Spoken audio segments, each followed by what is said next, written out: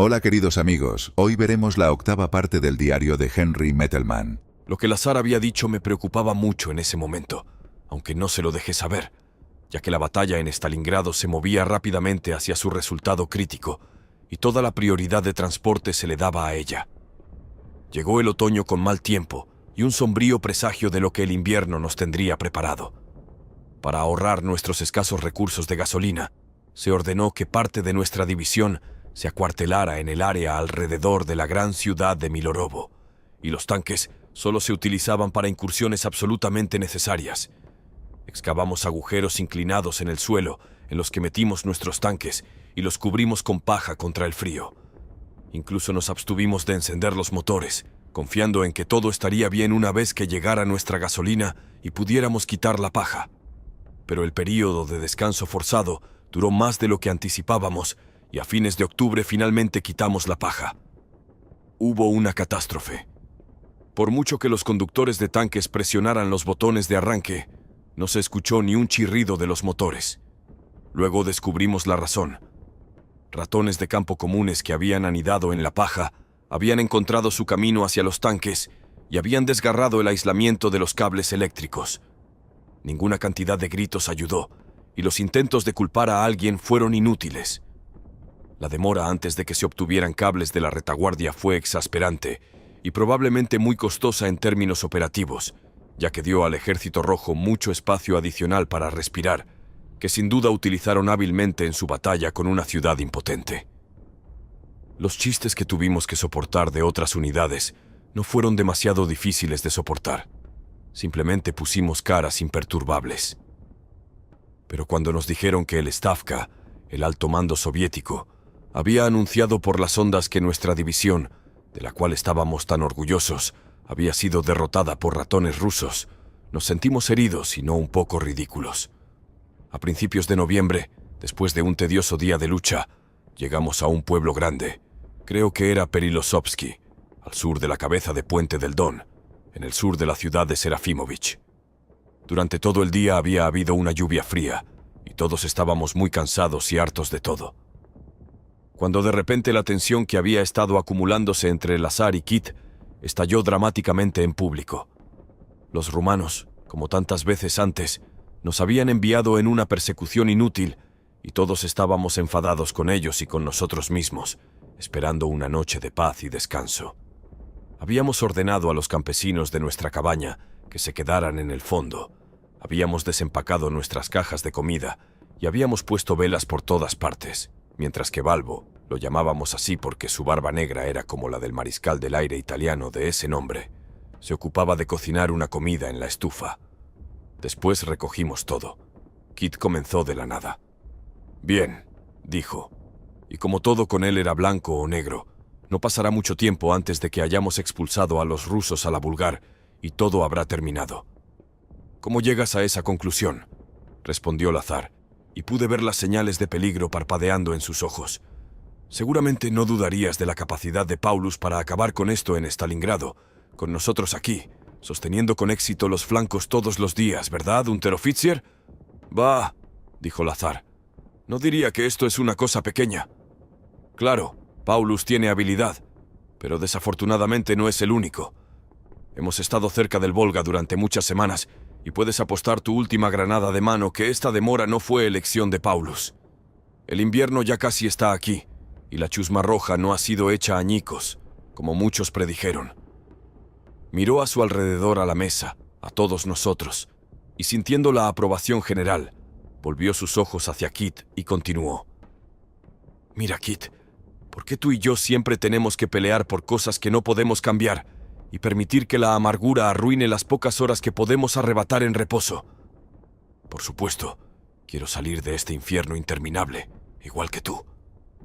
Pero no sirve de nada engañarnos con afirmaciones que simplemente no tienen relación con la realidad».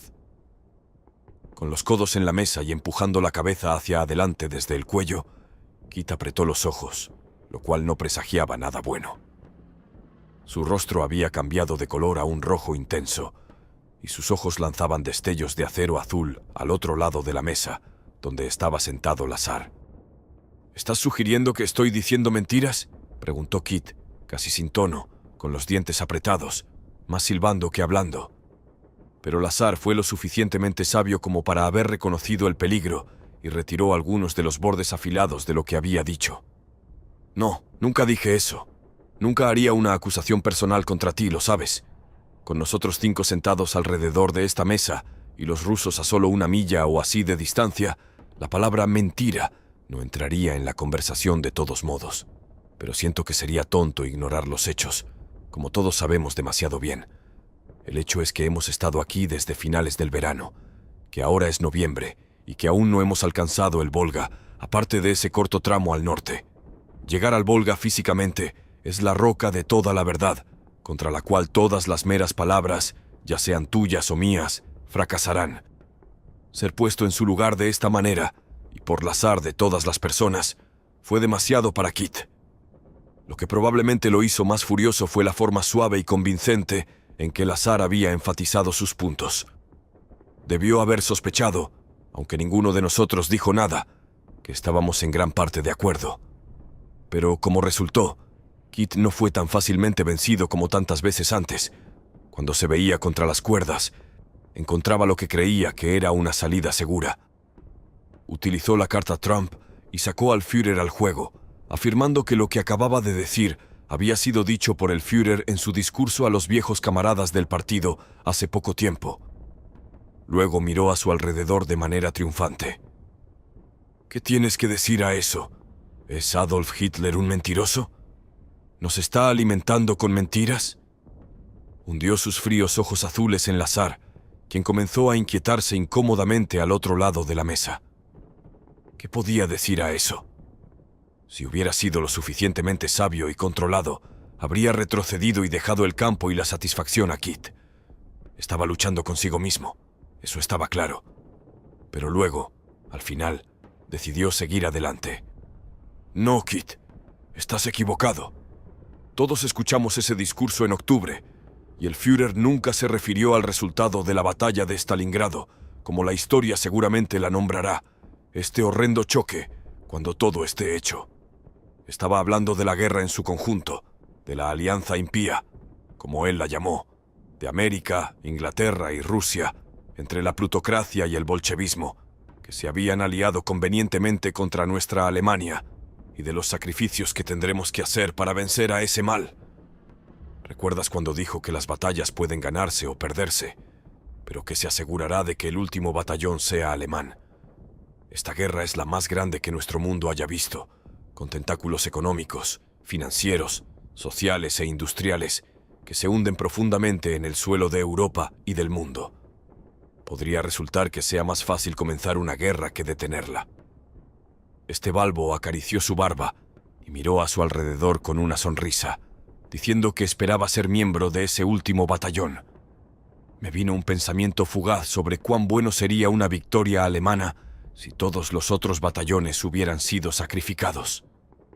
Bien, economista hábil. Palabras ingeniosas, sin duda, dijo Kit, y su voz era dura y sarcástica. ¿Pero serás tan amable ahora de iluminarnos sobre cuáles son estos muchos tentáculos diferentes? Lazar se recostó, inclinando su silla y miró directamente hacia adelante, debajo de la mesa, sin decir una palabra durante mucho tiempo, hasta que se dio cuenta de que ahora estaba en una pendiente resbaladiza. Entonces oímos disparos afuera, y Balbo fue a investigar. Cuando regresó, dijo que los rumanos habían sido unos tontos de remate otra vez. Alguien debe haber visto algo. Esta interrupción le dio a Lazar tiempo para pensar y llegar a una conclusión. Miró a todos nosotros, y cuando Kit, dirigiéndose a él como Herr Unteroffizier, lo provocó con la promesa de no interrumpir de nuevo, Lazar se esforzó al máximo. Sentí una sensación incómoda y me pregunté cuál sería el resultado de todo esto. Lazar se levantó de su asiento para extender la mano a través de la mesa y dijo: «No hay malos sentimientos, Kit. Cualquier cosa que diga no la digo personalmente contra ti, pero siento que deberíamos hablar de las cosas sensatamente».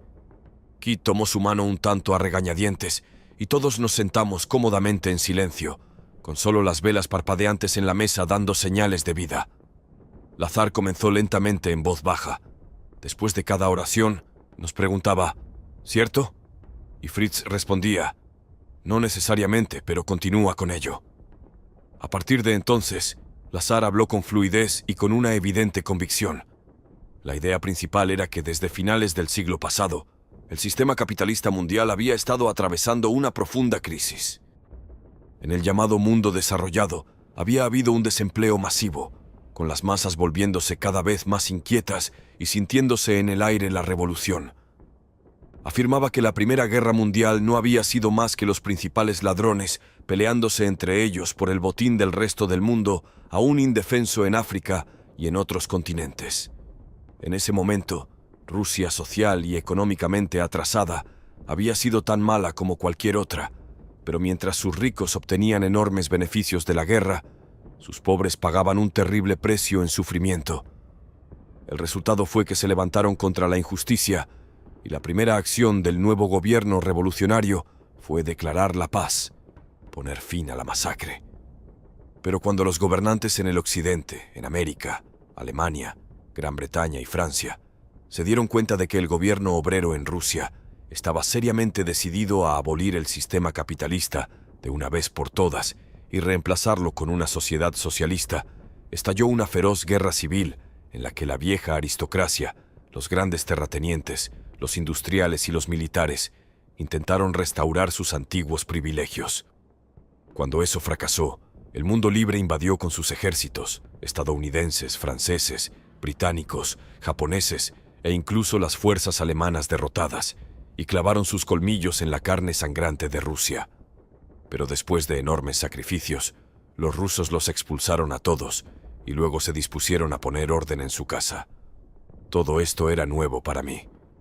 Aparte de mi padre, que había insinuado esta versión de la historia, solo había escuchado que el bolchevismo y el comunismo eran criminalmente malos. Noté que a Kit no le gustaba en absoluto lo que había escuchado, pero dijo en voz baja: «Continúa, Herr Unteroffizier». Y Lazar continuó: «Esa era todavía aproximadamente la situación en 1939. Las grandes potencias capitalistas, incluida la nuestra, todavía estaban atrincheradas en una mortal rivalidad por los mercados mundiales, los minerales y, sobre todo, las grandes ganancias, sin las cuales el sistema capitalista simplemente no tiene sentido. Y si quitas la máscara de todas las caras que gritan hermosos eslóganes sobre libertad, democracia, derechos humanos y el nuevo orden, no encontrarás nada más que codicia, brutalidad e hipocresía. Lo único que ha cambiado es que Rusia se ha caído de ese sistema. Porque en ese país no encontrarás ningún Rockefeller, Schneider, Krupp, Siemens o Vickers Armstrong, para quienes las guerras son extremadamente rentables. Nuestra lucha aquí en el frente oriental es tan implacable, tan viciosa, tan brutal, porque es un choque frontal entre dos sistemas, uno muriendo y el otro por nacer. Y no habrá clemencia en este punto». En ese momento Balbo intervino y preguntó por qué, en ese caso, Rusia era aliada de América y de Inglaterra, ya que, después de todo, Alemania era un país nacional socialista. «Oh, no te dejes engañar», dijo Lazar. «Esa alianza no es más que un matrimonio de conveniencia, y se derrumbará en el momento en que nos tienen fuera de esto. Créanme. Hay muchos en Occidente que simplemente adorarían vernos a nosotros y a los rusos destrozarnos mutuamente. Y si Alemania fuera socialista como sugieres, ¿cómo puedes explicar que la tierra, las industrias, los bancos y todo lo demás estén controlados por un puñado de súper ricos? Tu problema, Balbo, es que crees todo lo que te dan. Thomas Mann dijo que el mundo está sufriendo no tanto por el comunismo como por el anticomunismo, y pensando en ello, podría haber señalado en este punto. En este punto, Kit ya no pudo quedarse callado. «Tonterías», dijo. «Todas tonterías. ¿Estás diciendo que el nacionalsocialismo no es más que una fachada y que nuestro Führer no es más que una herramienta para salvar el sistema capitalista del socialismo? ¿Y estás negando que Rusia no estaba lista para caer sobre nuestra Alemania, lo que solo la previsión del Führer impidió al atacar primero?» Haciendo esa pregunta precisa, Kit llevó toda la discusión a un punto sin retorno. A menos que se retractara de todo lo que había dicho y, por lo tanto, se declarara un tonto, Lazar no podía salir de eso. Estaba atrapado, y Kit, el joven nazi, lo retuvo sin piedad. «¡Dilo!», gritó Kit. «Ten el coraje mental y responde a mi pregunta». Pero Lazar solo se quedó sentado allí, con las manos en el regazo, sin decir nada, mirando a Kit con horror. Se dio cuenta de que había destapado el asunto y buscó la compasión de todos nosotros.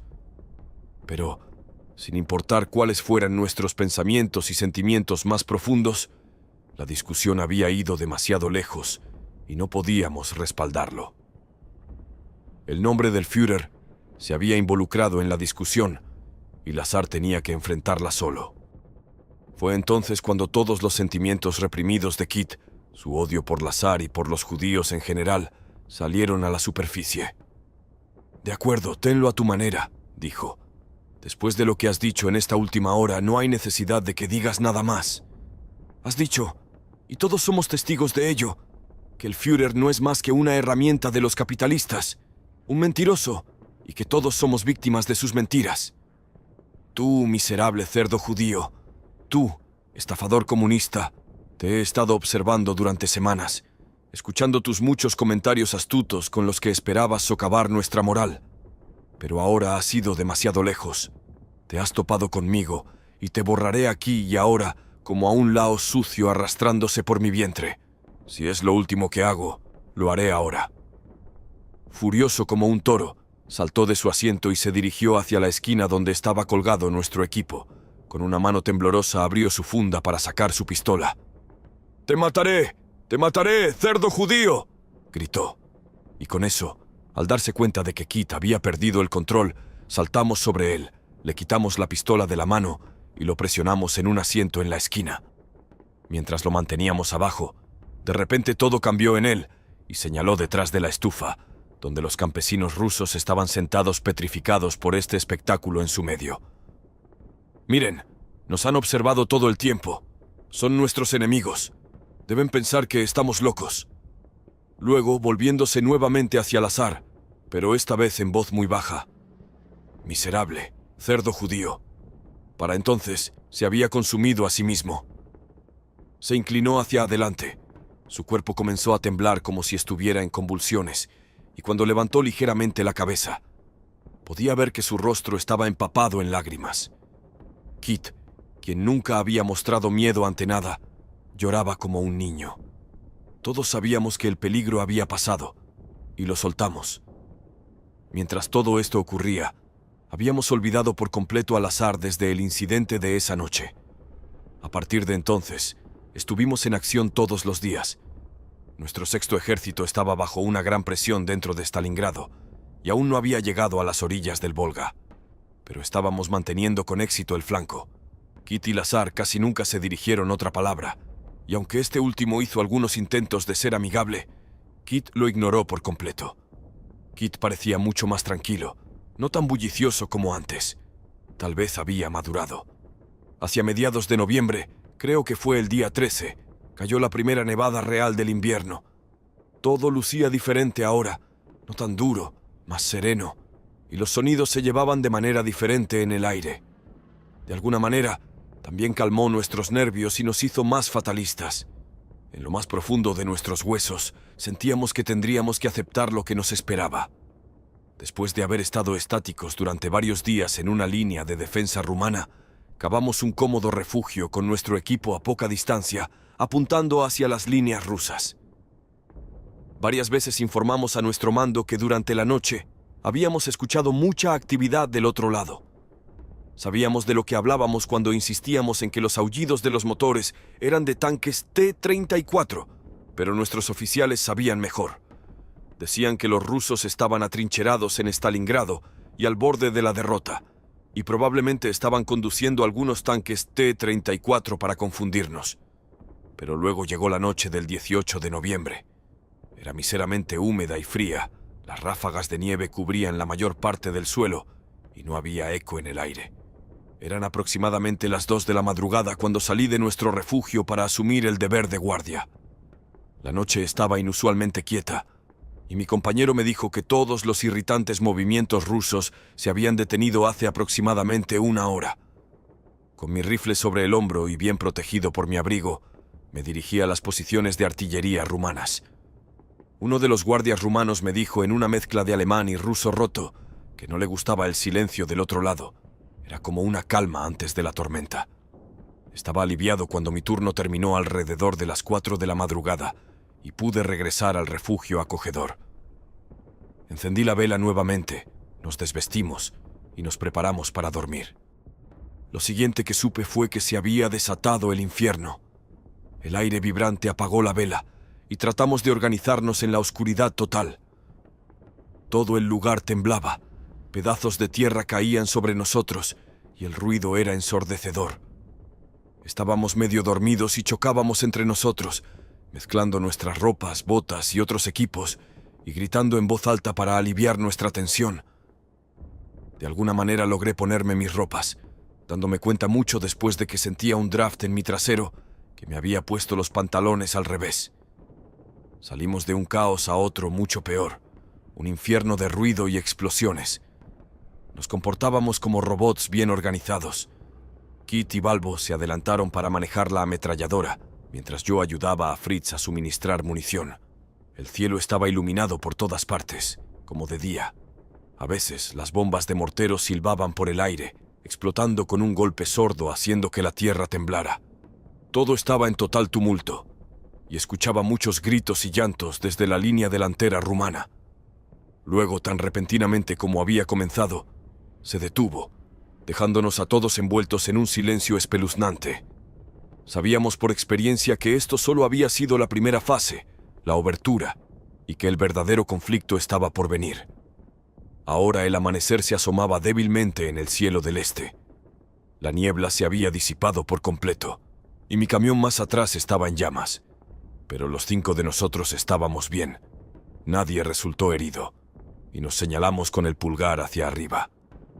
A partir de ese momento, solo podíamos esperar. Algunas bengalas se lanzaron desde las posiciones rumanas, pero nuestros ojos estaban pegados al otro lado, desde donde sabíamos que pronto vendrían los rusos. La obertura había terminado, y luego escuchamos el rugido de los motores pesados que duró unos minutos, y aún así, nada se movía. Pero ese rugido tenía un carácter tan dominante que siempre había imaginado así a los dioses enojados de la guerra. Sobre nosotros volaba un avión solitario, pero apenas nos preocupábamos por eso. Luego escuchamos el pesado golpeteo de las orugas. Alguien más adelante gritó innecesariamente: ¡Están llegando! Y luego vimos los primeros de ellos saliendo de la penumbra, una vista fea y aterradora. Tenían los faros encendidos y sus cañones disparaban desde entre ellos. Era imposible decir cuántos eran, pero recordé fugazmente la declaración de nuestro oficial de que los rusos nos estaban engañando con un tanque extraño. Justo frente a nosotros, paralelo a nuestra línea, corría una zanja con bancos empinados, quizás de 3 metros de profundidad y 20 de ancho. Algunos de los tanques ya habían bajado a ella, desapareciendo de nuestra vista, y podía escucharlos revoloteando en el fondo, justo debajo de nuestras narices. Luego, el primero de ellos subió tambaleándose, alcanzando el cielo abruptamente, exponiendo su vientre vulnerable durante unos segundos antes de caer con un golpe para avanzar hacia nosotros. Cuando estaban a poco más de 50 metros de distancia, pude ver que traían infantería con ellos. Vi las ráfagas de sus ametralladoras y supe instantáneamente que el juego había terminado, que ya no quedaba nada por hacer más que buscar refugio. Me arrojé a la pequeña trinchera afuera de la entrada de nuestro refugio. Pasé de alguna manera junto al saco que teníamos como puerta y me acurruqué en la oscuridad protectora, lejos de todo. Luego escuché voces rusas justo afuera. Algunos se reían y sentí, más que oí, cómo sus tanques pasaban por nuestras posiciones como si nunca hubieran existido. Me arrastré hasta la esquina junto a la estufa, sabiendo que si un tanque pasaba por encima, tal vez pudiera escapar de sus orugas en ese punto ciego. Nunca antes me había sentido así, como un animal cazado y desamparado, sin atreverme a moverme. Con toda la agresión, incluso la necesidad de luchar y defenderme, me habían sacado de mí. El aire olía a cenizas quemadas, y sosteniendo mi cabeza entre las rodillas, mi único pensamiento fue: Madre, ¿por qué me diste a luz? Y luego, de repente, Aunque tal vez solo hubiera durado media hora, todo quedó en silencio. Aparte de un leve rugido que se desvanecía a lo lejos, no pude detectar movimiento.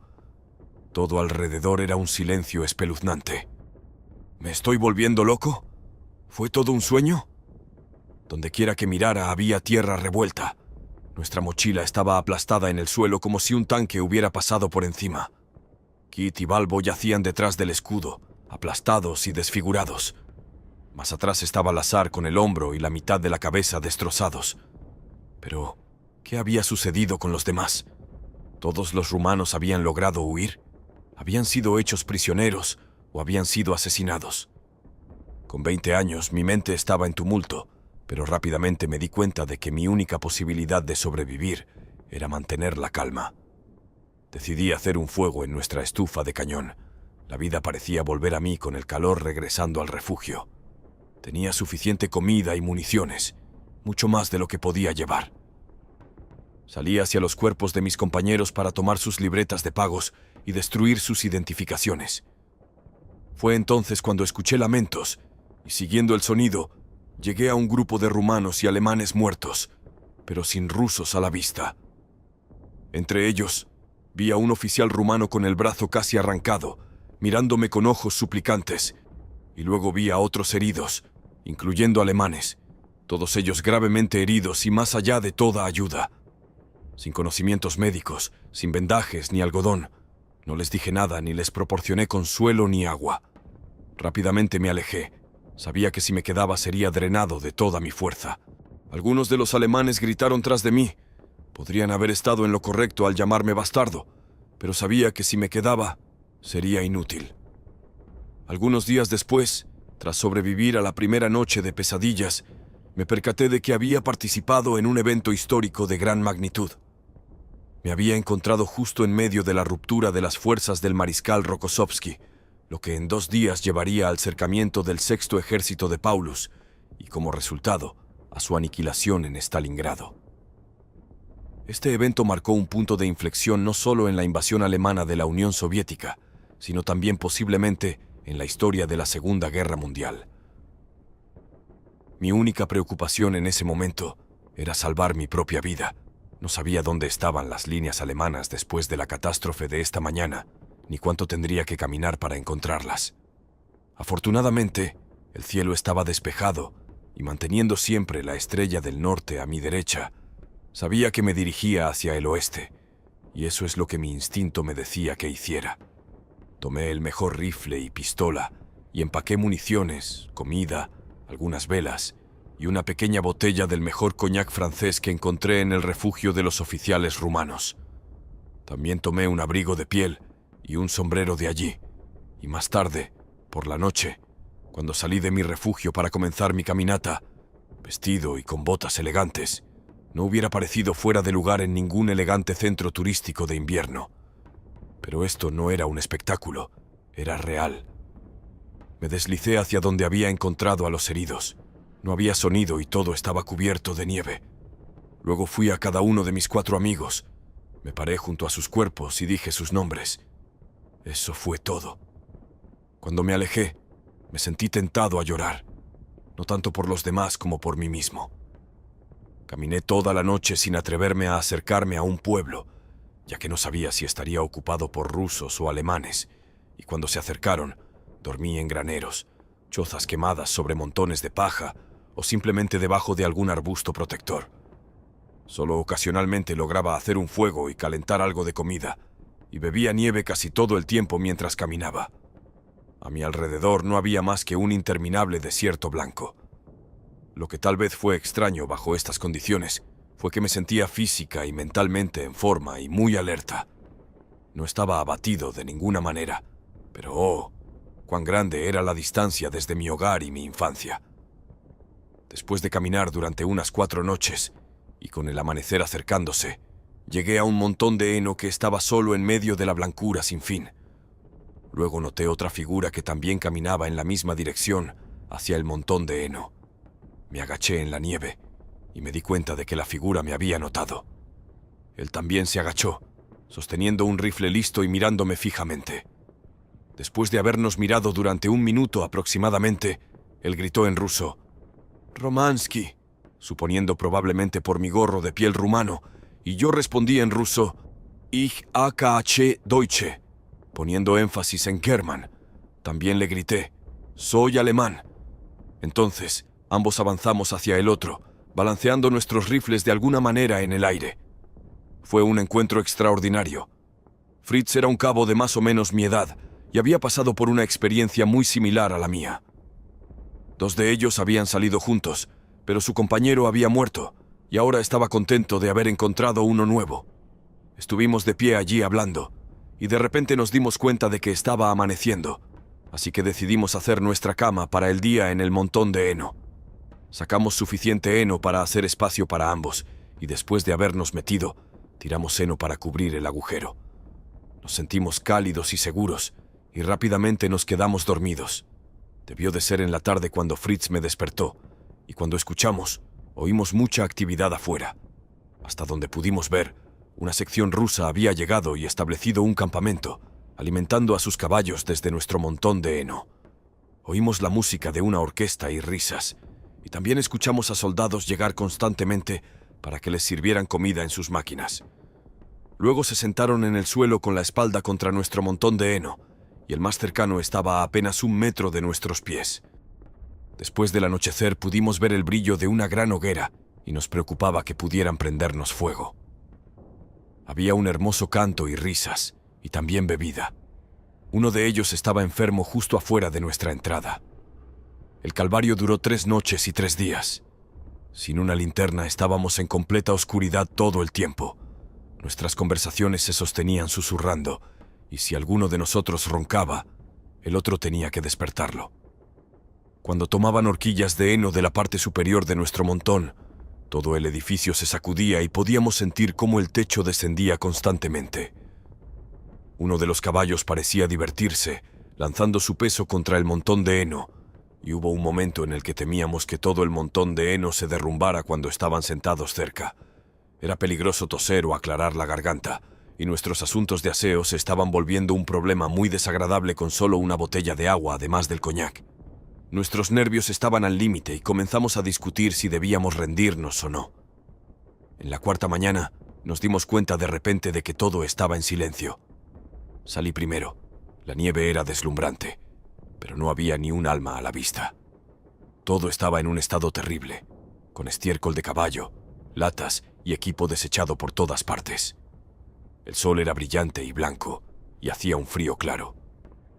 Cuando Fritz salió, nos abrazamos sin poder hablar de la emoción, ni siquiera para mantenernos de pie con firmeza sobre nuestras piernas, pero pronto comenzamos a saltar y correr alrededor del montón gritando para liberarnos mentalmente.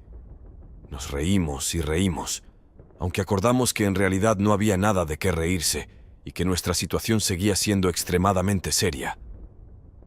Fritz peinó su cabello como si quisiera lucir bien para la ocasión, pero descubrí que ya no podía pasar el peine por el mío. Nos lavamos los dientes, las caras y las manos con nieve, y luego chupamos la nieve ávidamente, dándonos cuenta de que la sed había sido tal vez nuestro problema más grave y la razón de nuestras discusiones. Había una sensación anormal en todo esto. Estábamos eufóricos y nos llamábamos a nosotros mismos los dioses de Francia, pero sabíamos que estábamos vivos. Luego cocinamos una espléndida comida sobre las brasas del fuego ruso. Después de eso caminamos otras 3 o 4 noches sin incidentes importantes. La nieve estaba cubierta con una capa de escarcha que crujía con cada paso que dábamos. Luego, una noche, después de haber pasado un día miserablemente frío en una cerca, encontramos un pueblo grande frente a nosotros, como una barrera. Nos acercamos lo más posible a las cabañas y nos sentamos en una zanja para escuchar. Había mucha actividad con guardias vestidos de blanco trotando arriba y abajo por la calle del pueblo, y creímos escuchar hablar alemán. Al final, decidimos arriesgarnos, ya que nos quedábamos sin comida de todos modos. Gritamos que éramos alemanes y que queríamos entrar. Como respuesta, unas pocas balas silbaron sobre nuestras cabezas, y cuando alguien nos preguntó por la contraseña diaria, por supuesto, no la sabíamos. La noche estaba muy clara, y unas pocas balas más, Llegaron desde la zanja donde estábamos escondidos, como más tarde explicaría nuestro nuevo camarada. Habíamos salido directamente de tierra de nadie, desde las líneas rusas, y había muchas bandas extrañas e individuos deambulando por allí. La unidad era un Kampfgruppe formado por todo tipo de restos y rezagados, y nos ordenaron informar al comandante, el coronel Heath. En cuanto lo vi sentado en su manta, supe que estábamos en problemas. Me preguntó si creía que era una figura de Ruritania y cómo había llegado a verse tan elegante con pieles. Tuvimos que desabrochar nuestros abrigos y él examinó cuidadosamente nuestros uniformes alemanes. Nos interrogó detenidamente acerca de nuestras unidades y los nombres de los pueblos y lo que sabíamos de los acontecimientos en Stalingrado, pero ninguno de nosotros pudo decirle mucho, excepto que era un caos y un infierno allá afuera. Mencionó la palabra desertor, y vigilándonos en busca de un posible consejo de guerra, pero con Alemania todavía a más de 1000 kilómetros de distancia, muchas veces sucedieron eventos imprevisibles y después de un tiempo, con el mariscal de campo Manstein al mando, intentando socorrer a Paulus en la asediada Stalingrado, fuimos reagrupados y separados de Heath. La moral en general estaba en su punto más bajo. Circulaban todo tipo de rumores y se hablaba de traiciones por parte de varios oficiales de alto rango, como el general Seidelitz, el mariscal de campo Paulus y un coronel Adams, a quienes se decía que habían orquestado el desastre de Stalingrado. Por supuesto, el general Invierno seguía siendo culpado, pero para aquellos cuyas narices realmente habían sido frotadas en la nieve en Stalingrado, esa historia ya no era creíble. Había una excusa de las largas líneas de suministro desde Alemania hasta Stalingrado, lo cual era un hecho, pero nunca se mencionaba que no había nada durante cientos de kilómetros más allá de Stalingrado, ni una línea de ferrocarril libre que lo llevara, ni puentes sobre el Volga, por lo que los rusos tenían al menos el mismo problema. Afortunadamente, Fritz y yo nos mantuvimos juntos cuando fuimos asignados a un grupo de batalla bastante desafortunado de casi 100 hombres, dirigido por un capitán. Aparte de las armas que llevábamos, nuestra única posesión era un camión de fabricación francesa que estaba cargado hasta arriba con tambores de gasolina, ametralladoras, alimentos y equipo. De muchas maneras nos dimos cuenta de lo afortunados que éramos, de que los rusos todavía no hubieran asimilado su victoria en Stalingrado y aún estuvieran luchando con el problema de llenar el vacío que habíamos dejado. En general hubo una gran mejora en su liderazgo y en su confianza. Por lo general estaban siguiendo a cada grupo de batalla nuestro con uno similar suyo. Si hubieran tenido más tanques disponibles en ese momento al oeste del amanecer, estoy seguro de que podrían haber enviado a todos los restos de nuestros ejércitos al infierno. A veces nos encontrábamos con otros pequeños grupos de batalla que, cuando eran lo suficientemente pequeños, se unían al nuestro. El problema más grave que a menudo teníamos que enfrentar era cuando las unidades rusas lograban alcanzarnos bajo el amparo de la noche y nos recibían en algún lugar con una bienvenida inesperada. En una soleada y clara mañana, nos acercamos a un pueblo. Las cabañas estaban bajas en un pliegue y solo se hicieron visibles cuando estábamos casi sobre ellas. Como nuestra situación alimentaria, como a menudo sucedía, era muy seria, Fritz y yo planeamos usar el elemento sorpresa y obtener algo para nosotros mientras nuestro grupo se acercaba. Entramos al pueblo para una rápida búsqueda de alimentos. Al estar apresurados y sin haber revisado nada, nos dirigimos hacia lo que parecía el establo o el gallinero más cercano. Justo cuando estaba a punto de entrar en un gallinero, escuché varios disparos. Cuando miré por un agujero en la pared, vi a Fritz agazapado detrás de una cerca, mientras varios soldados rusos salían apresuradamente de una cabaña frente a nosotros para desaparecer en una zanja, desde donde disparaban en la dirección desde la que nuestro grupo ahora estaba entrando en el pueblo. Hubo caos por un tiempo, pero luego noté que, sin importar en qué dirección mirara desde mi confinamiento apretado, todos los rusos y alemanes habían desaparecido del terreno, más por nervios que por conveniencia. Disparé algunos tiros en la dirección en la que había visto a los rojos desaparecer.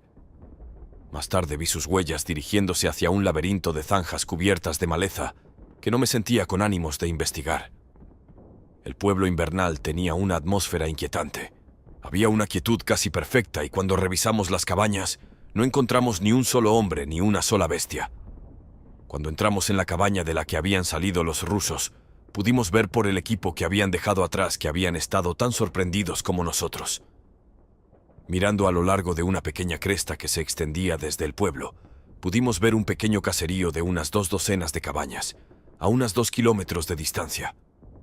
Luego, uno de nosotros que había mirado más de cerca con unos binoculares, gritó de sorpresa y, cuando presté los prismáticos, vi a un grupo de soldados rojos, uno de ellos mirándonos a través de unos binoculares de campaña directamente a mí. Alrededor de 4 o 5 de nosotros tomamos posesión de una cabaña, y poco después, el humo reconfortante se elevó desde muchas de las chimeneas del pueblo. Un granero grande con un montón de heno enfrente estaba frente a nuestra cabaña. Habíamos cavado la parte superior del montón que usábamos como punto de observación, desde donde los guardias tenían una buena vista hacia el caserío ocupado por los rusos. La información que estábamos recibiendo parecía sugerir que nuestra retirada se estaba volviendo más ordenada, y estábamos contentos cuando llegó la orden de que nos quedáramos en el pueblo durante varios días en una operación de contención para permitir que las unidades rezagadas se reagruparan. Las comunicaciones entre los diversos grupos de batalla a menudo eran llevadas a cabo por pequeños grupos de mensajeros a caballo. Fue durante la segunda noche, cuando estaba de guardia en el montón de heno, que los rusos del caserío nos atacaron. Afortunadamente, antes del anochecer, nuestros guardias habían notado una actividad inusual allí que sugería preparativos para un ataque. Así que estábamos preparados, y nuestro capitán había ordenado una alerta durante toda la noche para toda la unidad. Hasta aquí el video de hoy. Recuerda suscribirte y dejar tu like para que sigamos trayendo contenido para todos ustedes. Hasta la próxima.